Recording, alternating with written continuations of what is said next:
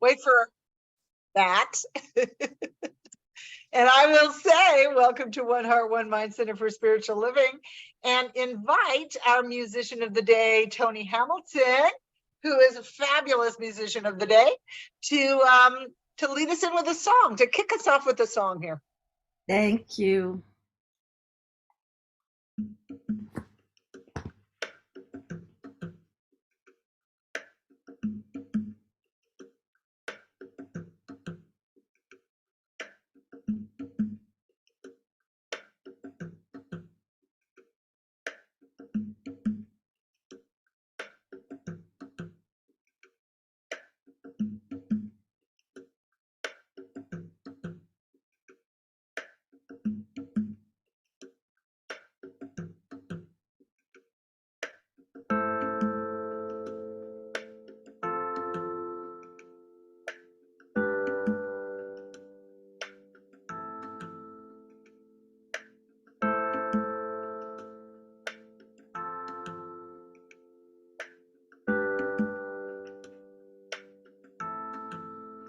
God is my source. God is my power. God gives me everything I need. And I give thanks for all my blessings. God gives me everything I need. Love is my source. Love is my power. Love gives me everything I need. And I give thanks for all my blessings. Love gives me everything I need. Joy is my source. Joy is my power. Joy gives me everything I need. And I give thanks for all my blessings. Joy gives me everything I need. Peace is my source. Peace is my power.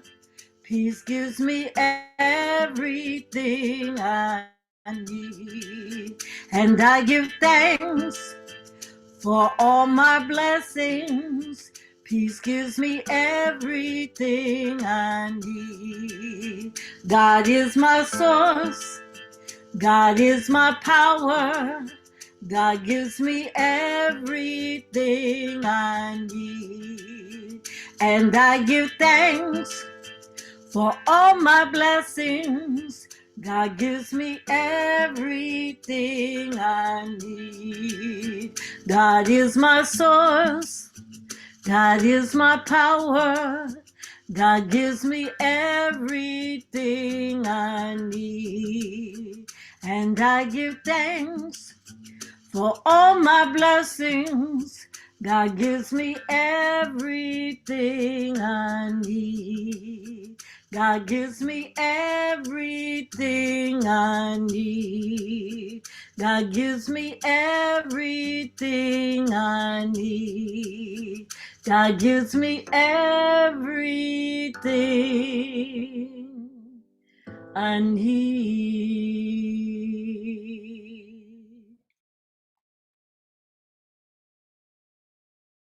Oh, and so it is, and so true. Everything's available. Thank you, Tony. Beautiful. Beautiful. And so I am now going to invite our practitioner of the day, Lissa Lazaro, to give us our opening prayer. You're still muted. And just talk to us a minute. There you go. Hi, Lissa. Hi.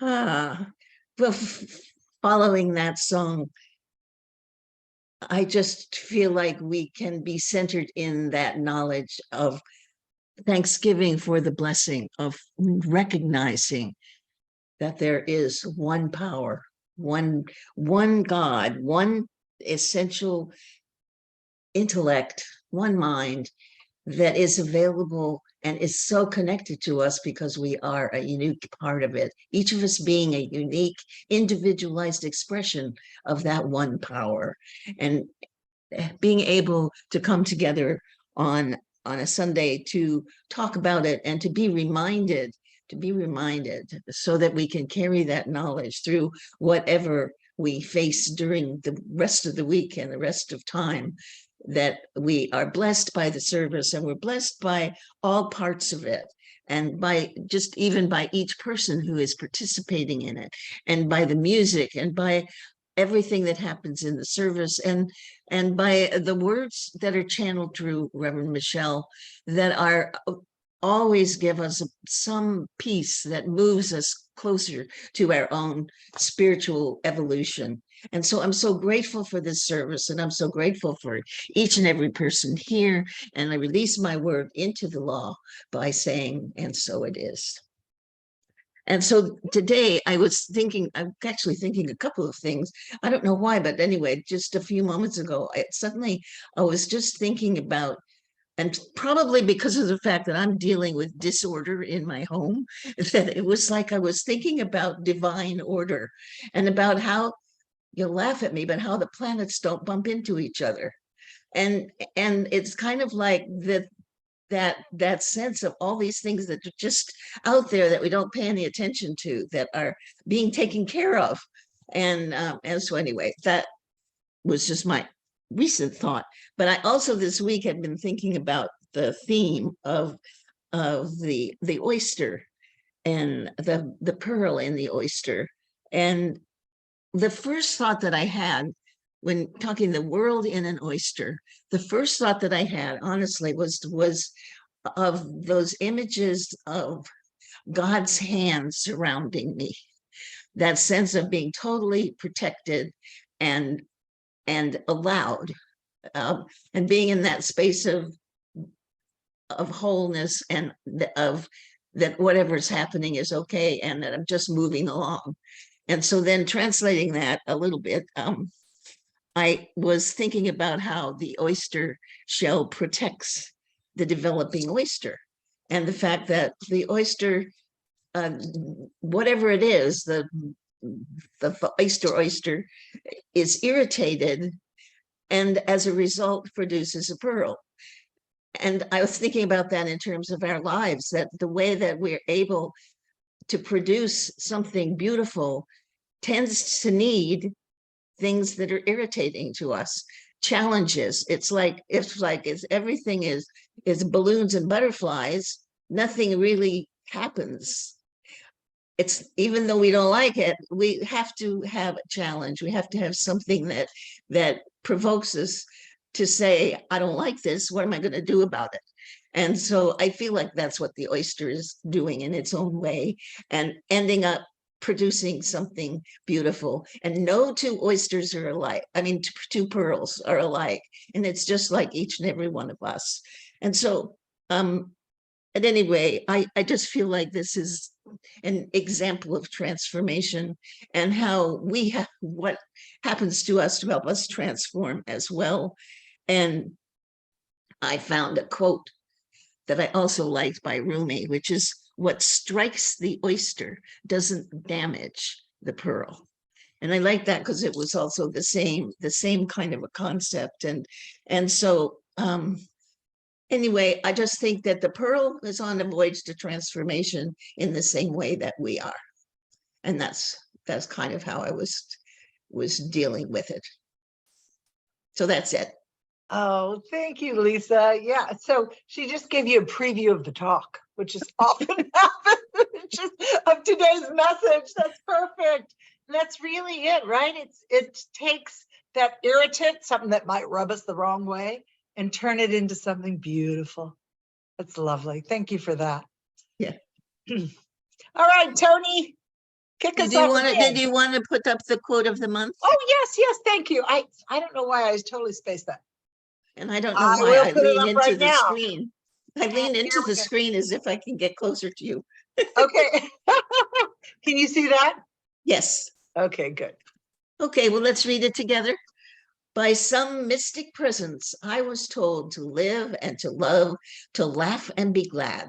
I was told to be still and know of the one mighty power in and through all. I was told to let that power work through me and in me. I believed that voice and I received my good. And that was our friend Ernest Holmes. Oh, thank you. Yeah, I really like that for this Yeah, that's beautiful nice. February month. All right, now, Tony.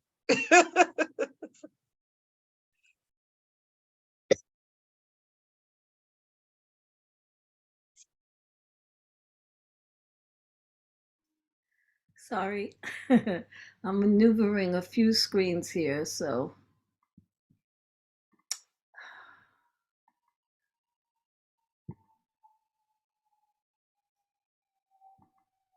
Wow.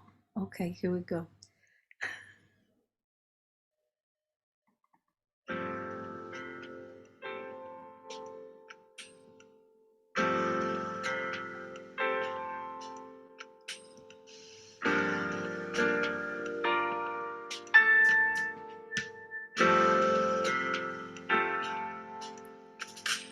There's a feeling of expansion in my chest.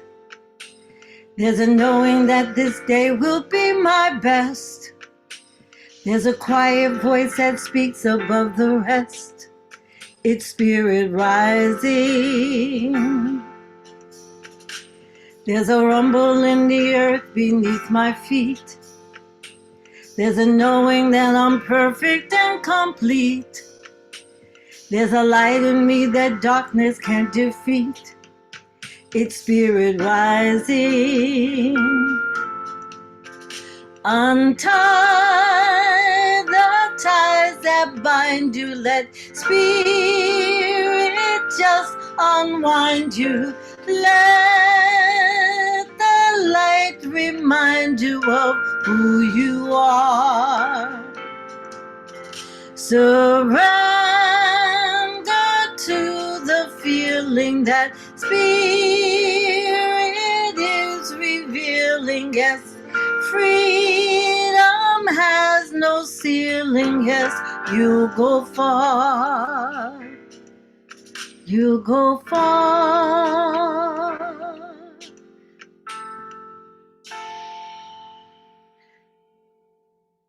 There's a tingle in the space around my heart. There's connection to this world that I'm a part. There's a joy that mine who life's about to start. His spirit rising. The joy that mine who life's about to start. His spirit rising. Rising,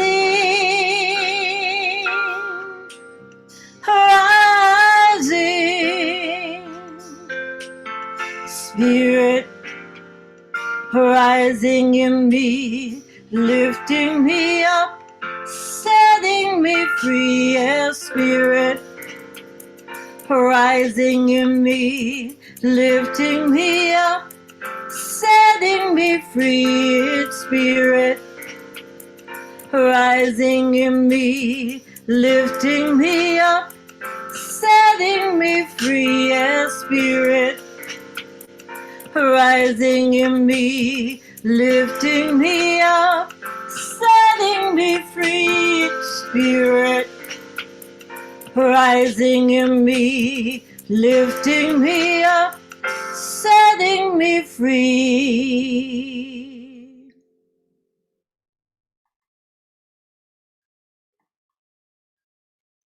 Oh, beautiful. I love that song. Lifting me up, setting me free. Beautiful. Thanks, Tony, for bringing that to us.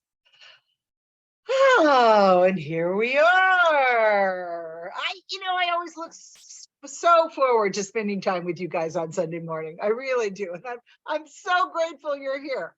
And I'm grateful for all of you that are in real time on Zoom, but I'm also grateful for the people that watch us on the Facebook live stream and anybody that watches the replay. I'm just glad when people connect with us in whatever way works for them. So, good morning and welcome. That's all I can say to you. I'm just delighted you're here. So, a couple of days ago, I woke up and I had this old song kind of tripping around in my head. Has that ever happened to you? I don't know why it popped up, but something must have triggered it because it played all by itself, and the song goes, good morning world, good morning universe, I'm on my way, it's a brand new day. And I love that song, so I was happy that it decided to play all by itself. It's upbeat, and it reminds me that whatever is right in front of me is a blank slate, and I get to write on it whatever I want to write on it. And of course, like all of us, we have obligations that we have to honor, and we things that we have to do in our lives, but we're always at choice about whether we approach them with the perspective of, I get to do this today. I remember when I was in ministerial school, some people were, it was a homiletics class, speaking, delivering our message, and everybody was always scared. And I remember, I think it was Mark Vieira was my instructor, and he said, I want you to get up there and say, I get to speak. Now that's the way to approach life, that, that the world is not pressing in on me. I'm not obligated to do this. I am in charge of how I show up in the world and the perspective from which I experience everything.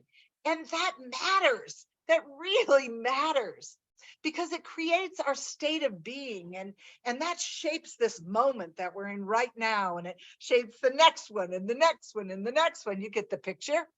Have you ever started out on a downward spiral and you keep going down? Well, we can do the opposite. We can get that spiral to expand and move up. And it all depends on how we are showing up right now. We are empowered, I'm on my way. It's a brand new day. But have you ever had that happen where some old neural pathway gets tripped and a song will play all by itself in your head, or a memory will pop up, or you'll think of a person or an event that happened in your life that you hadn't thought about in a very long time? I actually think it happens to all of us all the time. And most of the time, we're not even aware of it. Our old patterns of thinking and feeling and being, they become such a part of us that we just begin to think of them as us, as who we are. And sometimes they're more recognizable than others. Something will trigger an old neural pathway that's been dormant for a long time, and something will start to fire, and something will move through your head, and sometimes these can be really pleasant memories. I know whenever I smell the smell of fresh cut grass, it throws me right back into my childhood every time, and it reminds me of the hours that my father spent mowing the grass and manicuring the lawn, and I loved that time. I just loved hanging out and watching him work. He always looked so content. He loved nature and loved plants and loved yard work. And so he would always just look so content. And when I smell that smell, there I am again. Our brains are remarkable, aren't they? They're amazing to me. The neural pathways in our brains are the connections between neurons or nerve cells. And when we think a thought or perform a particular behavior, our brain creates these connections between the nerve cells. And these neural pathways are they're like little grooves in our brains, almost like an LP record. They become little grooves. And the more frequently we travel down that same road, think that same thought, the deeper the groove gets, and the more second nature the thought becomes, or the behavior becomes. That's where that idea that repetition is magic comes from, because, the more we do it, the more it becomes a part of who we are. And I always think of that neuropsychologist, Donald Heves. It's called Heves' Law. He coined the phrase, what fires together, wires together. I love that. And the more we think of it, the more it fires and the more it wires together and becomes that natural roadmap that we travel. And the good news is that we can choose to practice traveling down any new road we want to travel down and create new neural pathways by consciously thinking new thoughts and practicing new behaviors. We can create new beliefs that support our behaviors, and then we can visualize a positive outcome as a result of the new beliefs and behaviors. I tell you, our brains are remarkable. You know, is it any wonder that Ernest Holmes, our founder, called it the science of mind and spirit? You know, it just sounds so big and majestic and beautiful.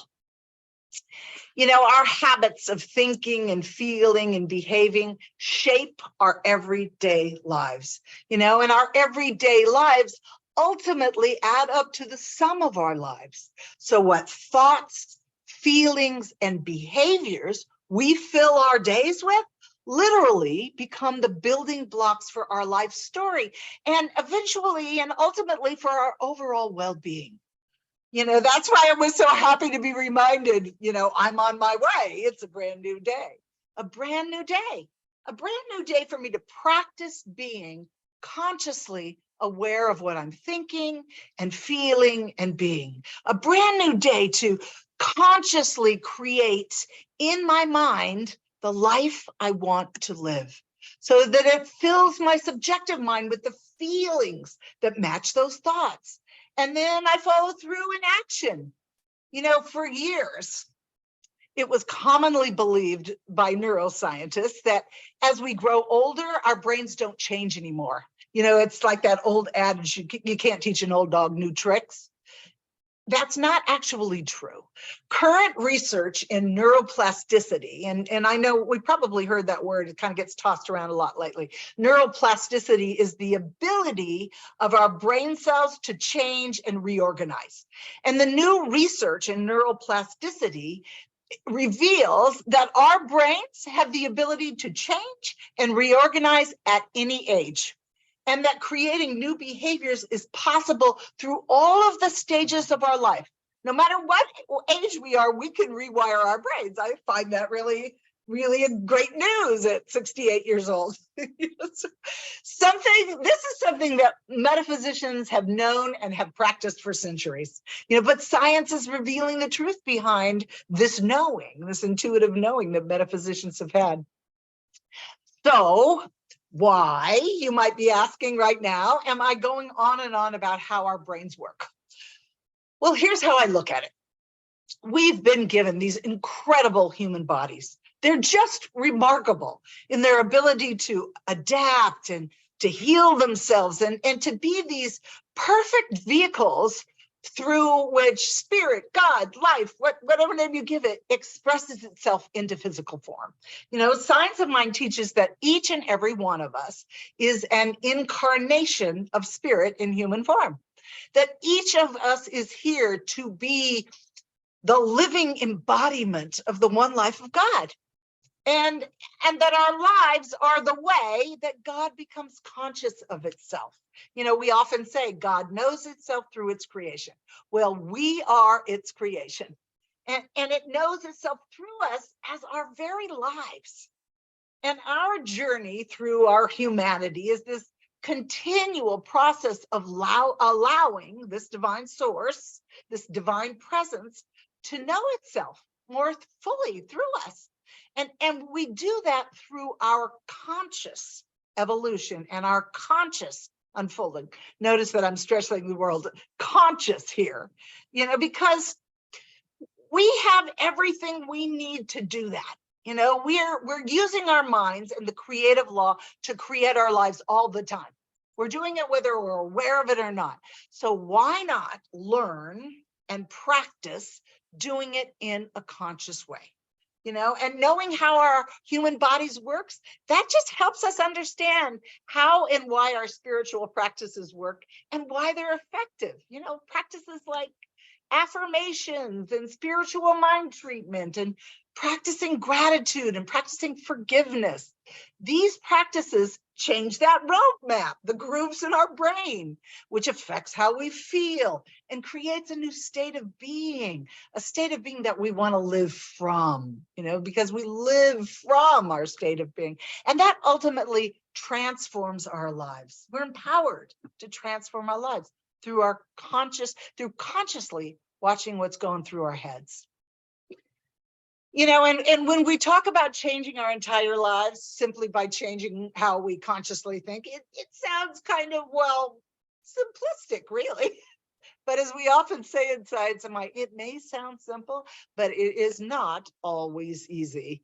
Sometimes changing our ingrained neural pathways, which have become our identity, is like rerouting the course of a river. There's this pretty strong current, and to redirect the current requires our attention. It requires a recognition of what we're thinking, an awareness, and a discipline to fall in love with what we really want, and a commitment to create that new course that we want the river to take. And I'm reminded of a story as I was, let's see what I put it over here. As I was putting together today's message, I was reminded of a story that I absolutely love. And I think it illustrates the qualities of being conscious of what we are doing and ultimately being able to change our entire lives. It's a story. It's called The Man Who Planted Trees. I love this book so much. I used to give it away as gifts all the time. And it's a little short story that was written in 1953. You may know it. It's called The Man Who Planted Trees. And it was Jean Giano wrote the story about a small little French village where the village was kind of dying. The environment was kind of dying. The air was dry and the wind was always biting and the grass was coarse or not there at all. And the neighbors all disliked each other and were always quarreling. And this one man, his name is Lazaro Bouffier, he just couldn't take it anymore. And he decided that he was going to do something about it. So one day he went out into this arid land, really dry, with an iron rod and a sack full of acorns. And he started making holes in the ground with his iron rod. And in each hole, he placed one acorn. And over the course of 3 years, he planted over 100,000 acorns. And I think the book says that 20,000 sprouted. And then after they sprouted, Bouffier tended to them every day. And I'm going to just read you what Giano wrote because it's beautiful. He said that Lazaro Bouffier determinedly pursued his task in all its simplicity. Eventually, 10,000 oaks grew up, taller than people. And suddenly, creation seemed to come about in a sort of chain reaction. Water started flowing in the brooks that had once been dry. The wind scattered seeds and trees started appearing in surprising places. Again, he wrote, there reappeared willows and rushes and meadows and gardens and flowers and a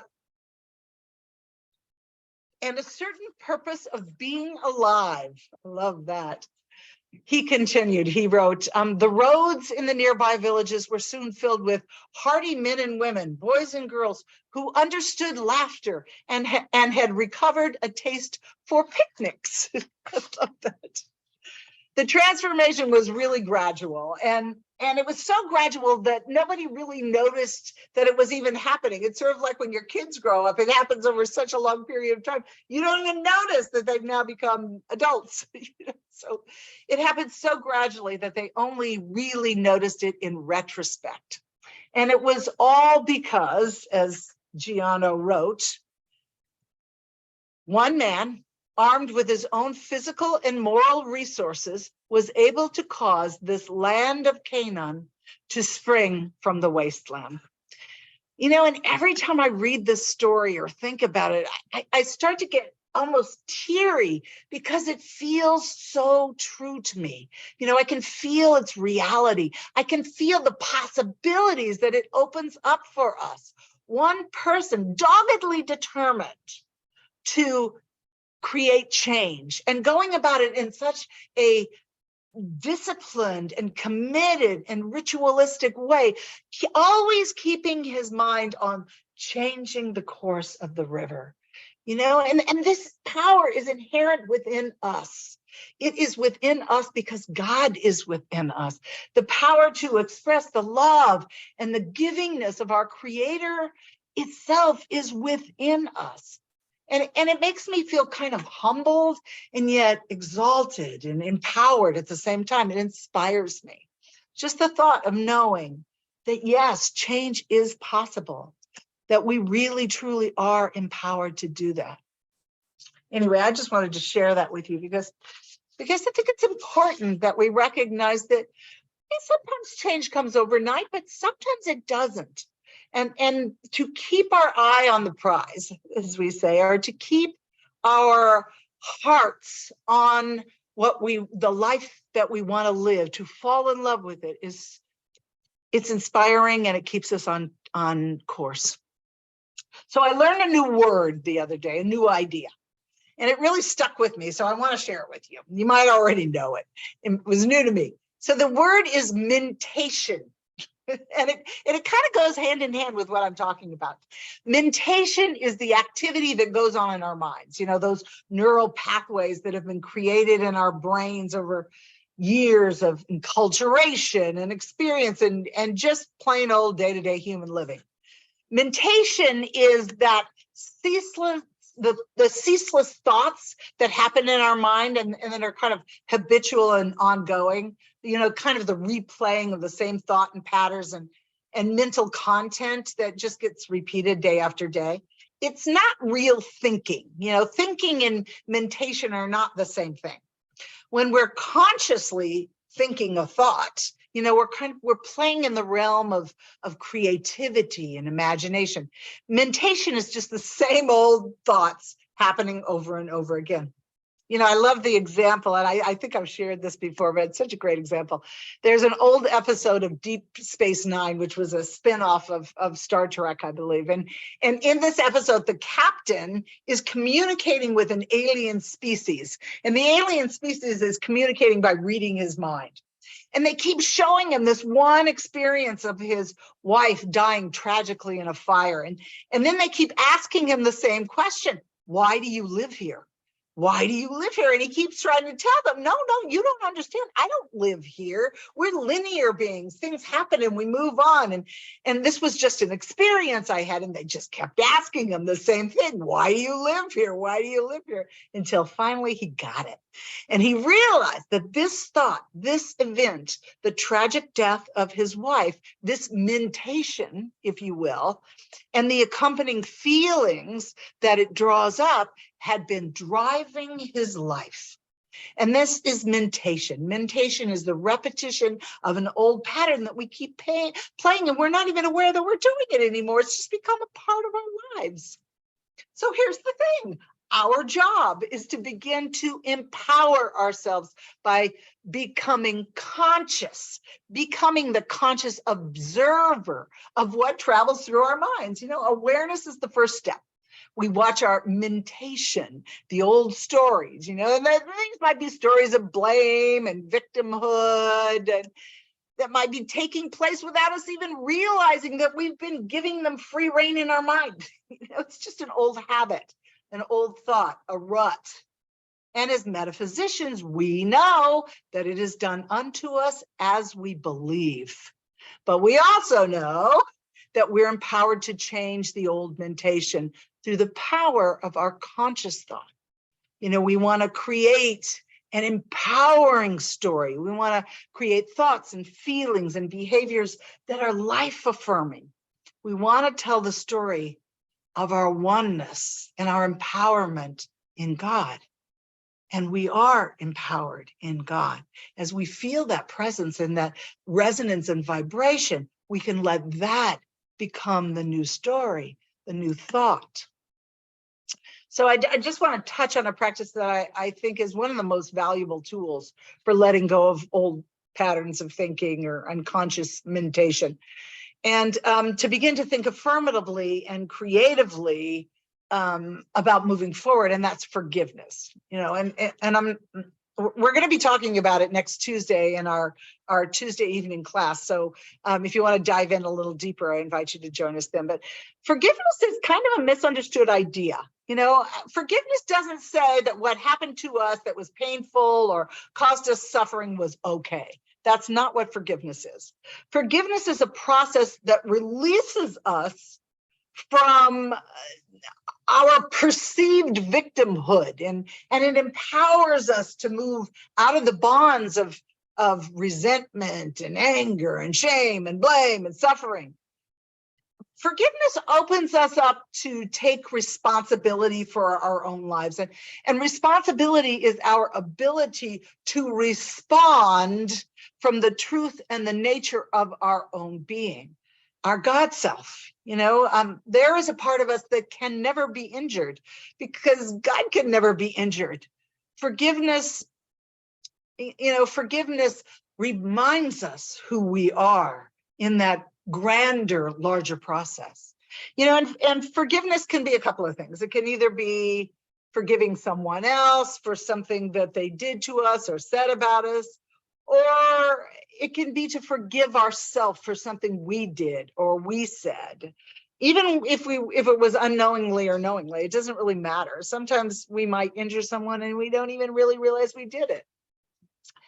You know, but really, in reality, all forgiveness boils down to self-forgiveness, because as we forgive others, we set ourselves free. And there are a lot of techniques for forgiveness work, you know, lots and lots. There's Ho'oponopono, there's forgive for good. There's so many different techniques that we could explore all of those. And if you have questions about that, you know, you can reach out to me.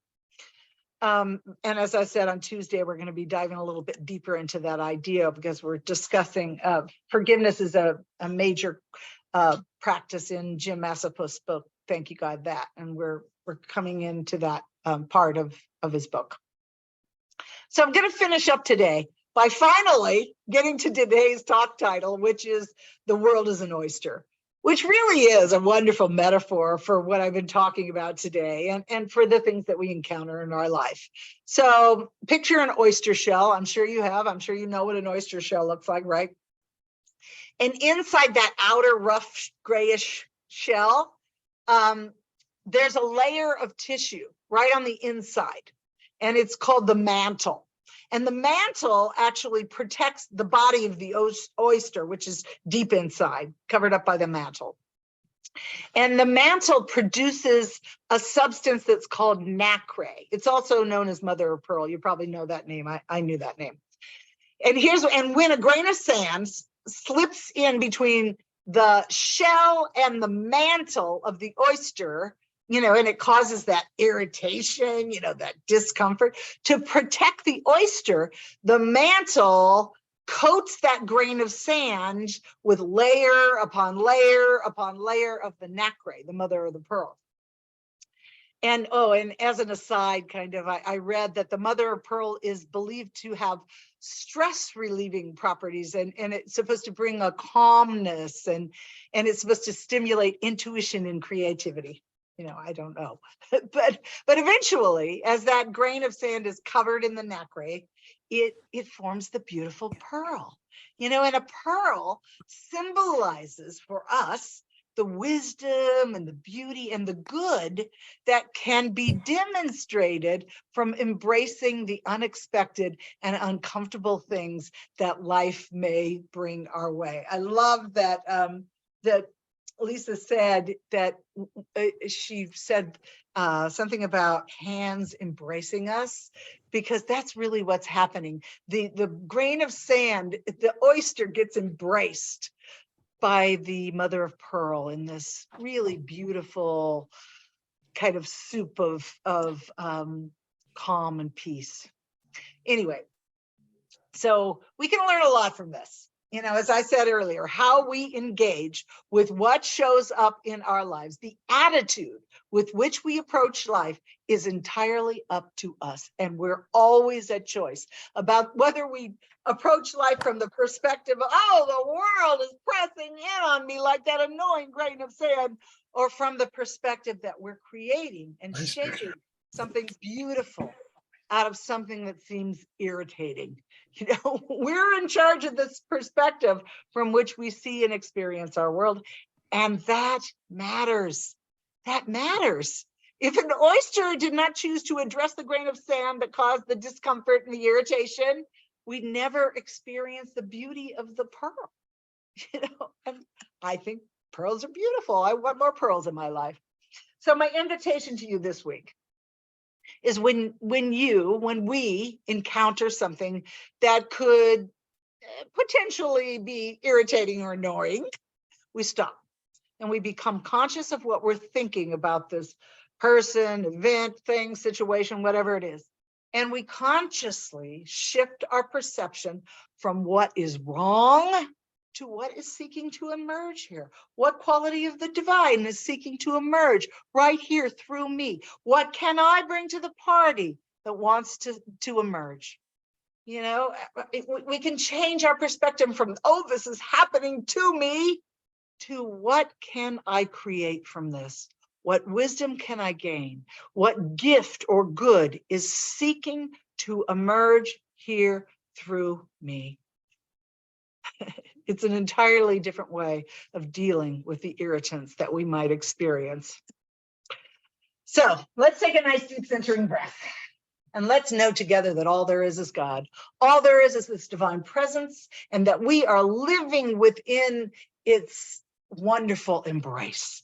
All activity in physical form is happening within the activity of our source, of God, Spirit, the divine.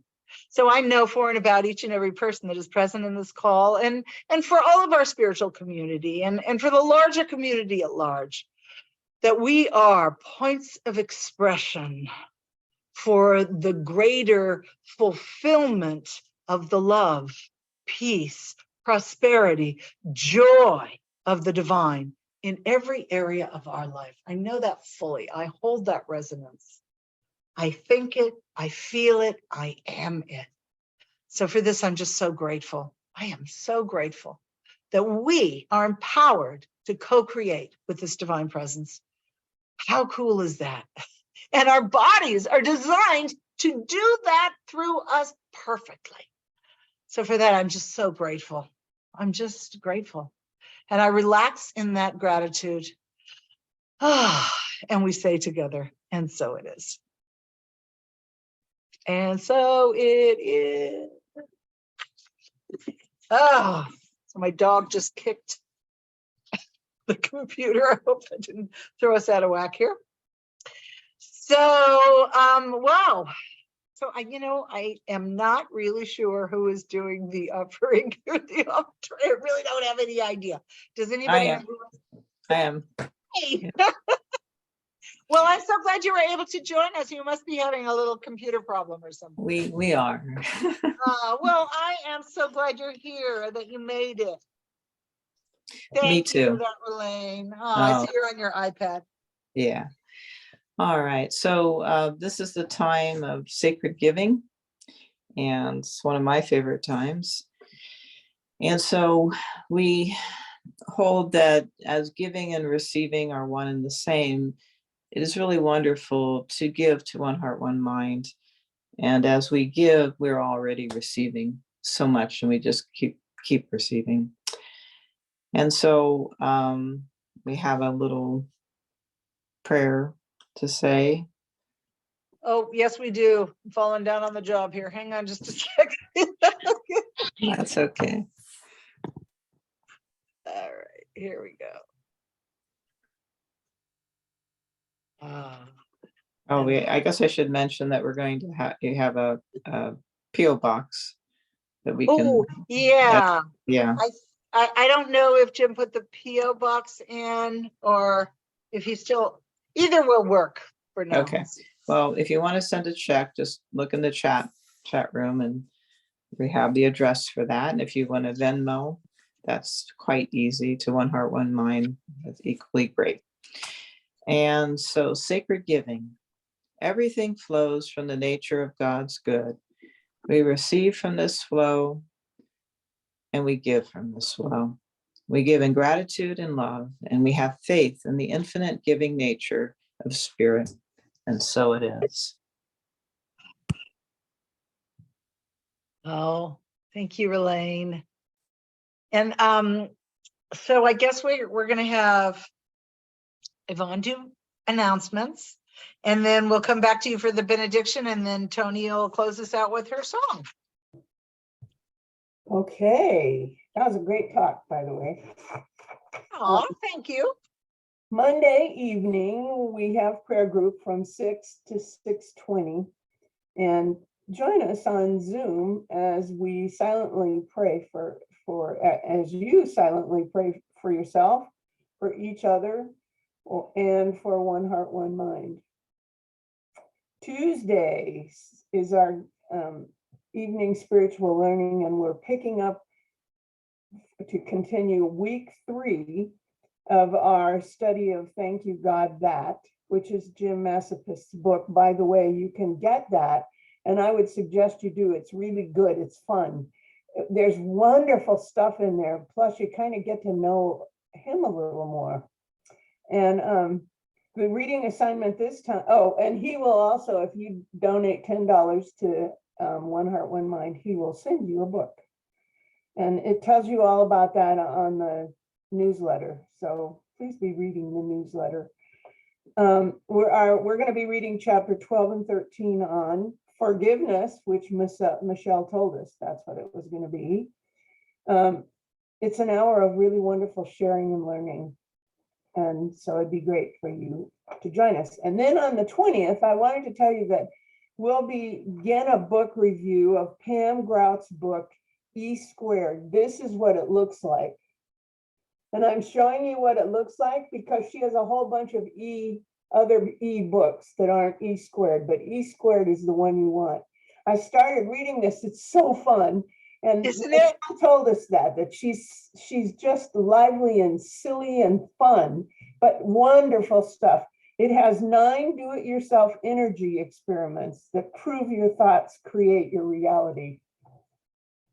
So you can get that. We'll start that on the 20th. You can get it at Amazon. That's where I got it. And I got it in the whole day, in a day. It was just nothing. And then Wednesday, March 1st, there'll be a hybrid memorial service for our dear Reverend Leslie. And the details and the time and everything are in the newsletter. This is a reminder, don't forget about paying attention to and expecting unexpected income. It's just so much fun when it happens. I got a good one yesterday, which was on my water bill. And I've tried 4 times with the water company here to get them to respond to me. And they finally did and said, please write and request a refund of $200. So I just said, yes, I love it. The daily Science of Mind readings by our practitioners and Reverend Michelle continues to go on the CSL YouTube channel every day. And that's really worth it. And don't forget to just support our center. That's what keeps us going. And I know you don't forget about it, but I just thought I'd say that anyway. So that's it from me. Thank you, Yvonne. You're welcome. Yeah, I started listening to Pam Grout's book on Audible, and she's just so funny and so uplifting. I'm really enjoying it. It's Science of Mind stuff. It's all the same. Just even the titles of her experiments are great. Yeah, right. Yeah. Really fun. The Dude Abides. That's Right. the first one. Right. All right. So, Relaine, would you like to do our benediction, honey? You bet. All right, so let's just close our eyes and feel the gratitude. Feel the gratitude of this morning's talk and the music and all the wonderful energies and positivity and loving vibrational energies that we're all feeling and reverberating throughout the universe. And I'm so grateful for the shift in consciousness with all of us, with this heightened energy and feeling of connection and love for each and every one of us, and for the greater good for ourselves and for everyone. And so I release this prayer into divine law, knowing that we have just a wonderful day and week and life And I simply say with all of you, and so it is. And so it is. Thank you, Relaine. Do you have some music for us, Tony? I do. First, if I may, as always, I want to give credit to the composers. So, God is My Source, of course, is a Karen Drucker tune. Spirit Rising is a Ty Stevens tune. I love him. And I was very troubled by choosing this song. And it's just a reminder to trust, to trust, to trust. I wasn't sure that it was an appropriate choice until you mentioned the man who planted trees.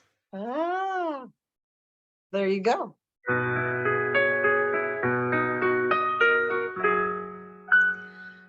I see trees of green, red roses too. I see them bloom for me and for you. And I think to myself, what a wonderful world.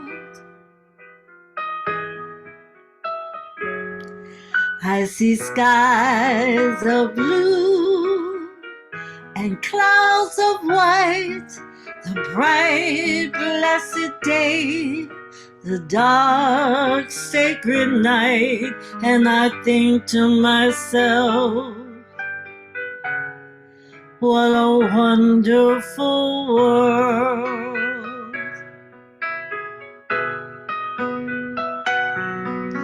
The colors of the rainbow, so pretty in the sky, are also on the faces of the people passing by. I see friends shaking hands, saying, how do you do? They're really saying, I love you. I hear babies cry. I watch them grow. They'll learn much more than I'll ever know. And I think to myself, what a wonderful world.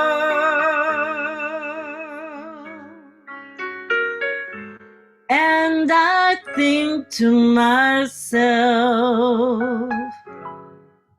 what a wonderful world.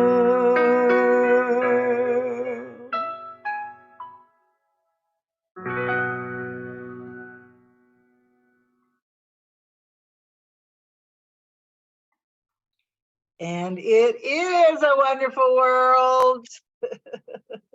I love that song. Thank you for that, Tony. And yeah, it's the trees. Have you ever read this book? It's just a little tiny book. Such a great little book. I highly recommend that book. It is an awesome book. It's one of those books that will stay with you. You will never forget. You never do, right? I always think about Elizar Bouffier out there with his iron rod planting those acorns. And it also has these wonderful little woodcuts all through the book that the artist did illustrated. It's very pretty. Anyway, my plug for the man who planted trees. Does anybody have anything they'd like to talk about? Anything they'd like to say?